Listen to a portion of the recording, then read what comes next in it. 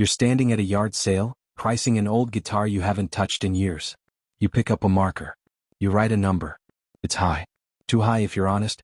A stranger walking by would never pay that much for it. But you would. If someone else were selling that exact guitar, you'd offer half the price without blinking. The real answer to why you can't is far stranger than stubbornness. The moment something becomes yours, your brain quietly rewrites its value, and letting it go starts to feel like losing a piece of yourself. This isn't really about the guitar. It never is. It's about a switch in your brain that flips the instant ownership begins, a switch that evolved long before guitars, long before yard sales, long before money existed in any form you'd recognize. For most of human history, what you held in your hands was the difference between eating and not eating. A spear. A hide. A handful of stored grain. Losing any of it wasn't an inconvenience. It was a threat. So your ancestors' brains learned a simple, brutal rule. Once something is yours, protect it as if your life depends on it, because very often it did. Economists eventually caught this rule in the act, almost by accident. In the late 1980s, researchers Daniel Kahneman, Jack Netsch, and Richard Thaler ran a deceptively simple experiment. They handed half a room ordinary coffee mugs, then asked the mug owners what price they'd accept to sell them, and asked everyone else what price they'd pay to buy one. Logically, those two numbers should land close together. They didn't. The owners demanded roughly twice as much to give up their mug as the buyers were willing to pay for an identical one. Nothing about the mug had changed.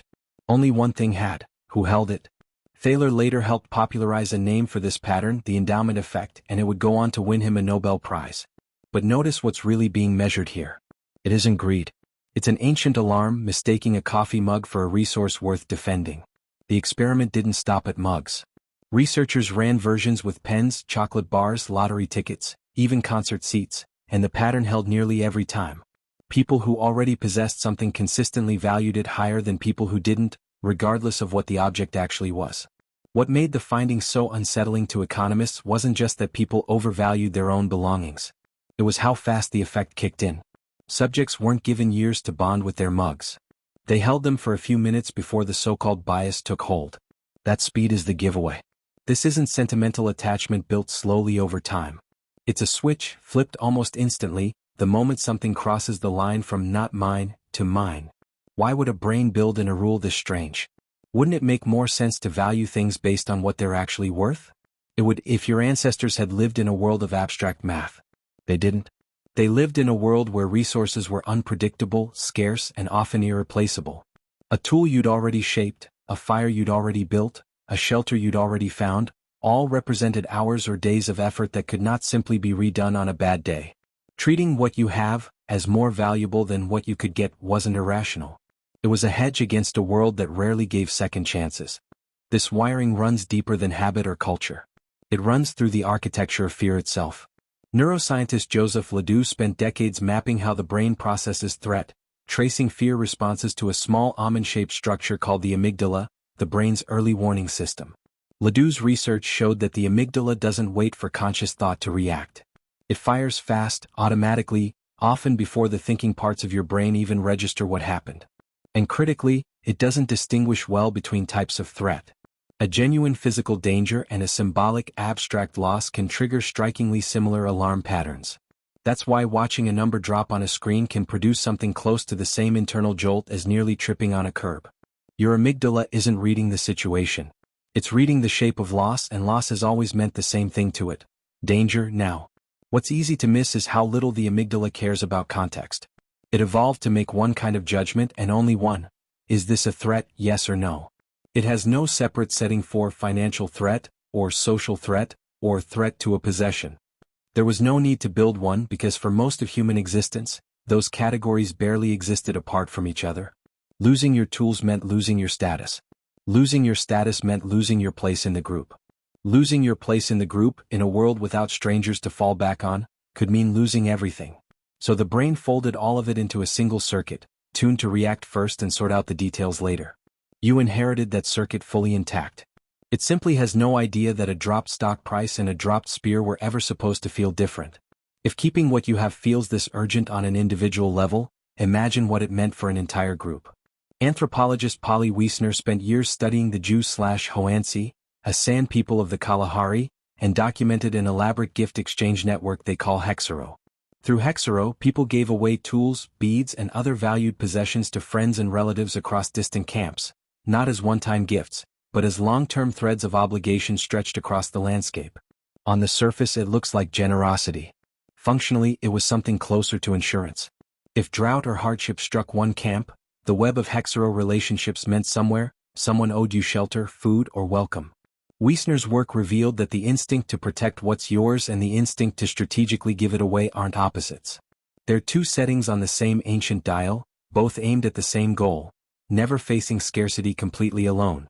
What's remarkable is how deliberately these exchanges were maintained, almost like tending a garden that might not bear fruit for years. A person might give away an object they valued, fully aware that the return gift, when it eventually came, mattered less than the relationship itself. The object was never really the point. The point was keeping a line of trust open across distance, so that the same fierce instinct to hold on to what's yours could, when needed, be temporarily set aside without leaving you exposed. In a world without banks, without insurance policies, without any formal safety net, a strong Hexero relationship with a distant family might be the only thing standing between your family and going without during a season when your own camp's luck ran out. Holding tightly and giving generously turned out to be two strategies pointed at exactly the same fear. So here's the twist hiding inside all of this.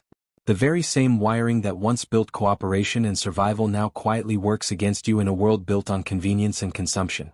Companies have learned, whether through research or simple trial and error, that once you possess something even briefly, you'll fight harder to keep it than you ever would have fought to get it in the first place. That's why free trials exist. That's why a streaming service lets you keep a show in your watch list long after you've stopped paying attention to it. That's why returning an online order feels oddly heavier than deciding not to buy it in the first place, even though the financial outcome is identical. The moment something sits in your hands, your ancient ownership alarm switches on, whether the thing is a coffee mug, a guitar, or a subscription you forgot to cancel. You can see the same pattern dressed up in different clothes everywhere you look. A retailer lets you try before you buy, because once an item sits in your closet for a week, parting with it starts to feel like a small defeat rather than a simple decision. A gym signs you up with a free first month, knowing that by the time payment begins, you'll already feel like canceling means giving something up, rather than simply declining to start. None of this requires a conspiracy. It only requires noticing, the way Thaler and his colleagues noticed, that the human brain treats possession as a kind of evidence, proof that something is already worth more than it was a moment ago. Once a business understands that single fact, it barely needs to convince you of anything. It just needs to get the object into your hands first and let your own ancient wiring finish the job. Isn't it strange that a brain built to protect a family from famine now spends its energy defending a 14-day free trial? The stakes have shrunk to almost nothing, but the alarm hasn't been tolled. It still rings at full volume, treating a forgotten subscription with the same internal urgency your ancestors once reserved for a spear or a stockpile of grain. You feel a flicker of loss canceling a service you don't use. You feel reluctance deleting files you'll never open again. None of this is weakness. It's a survival circuit, still on duty, long after the war it was built for ended. And maybe that's worth sitting with the next time you find yourself gripping something a little too tightly, refusing to let go of a possession, a position, or a plan, purely because it's already yours. The discomfort isn't proof you're being irrational. It's proof you're carrying the same nervous system that once protected entire communities from going without. That system didn't know about coffee mugs or subscriptions when it was built. It only knew that losing what you hold has always felt like losing something far bigger than the object itself.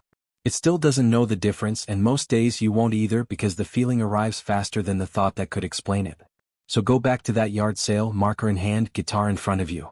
The number you wrote isn't really about the guitar.